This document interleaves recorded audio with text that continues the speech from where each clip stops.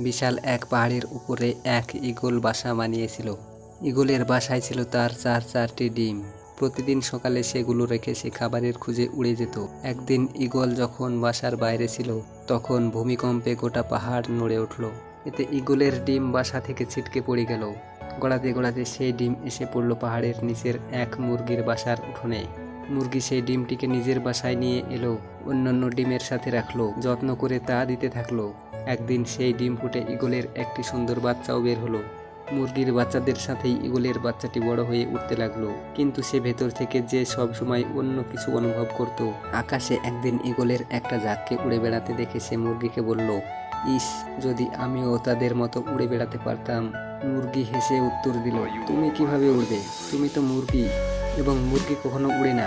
Eagle মাঝে মাঝেই তার স্বগোত্রীয়দের উড়ে বেড়াতে দেখত এবং স্বপ্ন দেখত সেও তাদের মতোই উড়ে বেড়াবে। কিন্তু প্রতিবার সে তার স্বপ্নের কথা জানালে মুরগি বলতো যে এটা একেবারেই অসম্ভব। মুরগির এই কথাটি ঈগল বিশ্বাস করতে শিখল এবং তার জীবনটা বাকি মুরগিদের মতোই কাটিয়ে দিল। অনেক দিন এভাবে কাটানোর পর একদিন সে মারাও গেল। আসলে আমাদের জীবনেও এটা চরমতম সত্য। তুমি যা বিশ্বাস করতে শেখো, একদিন তুমি তাই হয়ে উঠবে। তাই তুমি ঈগলের মতো উড়ার স্বপ্ন দেখো, তবে সেই স্বপ্নকেই অনুসরণ করো।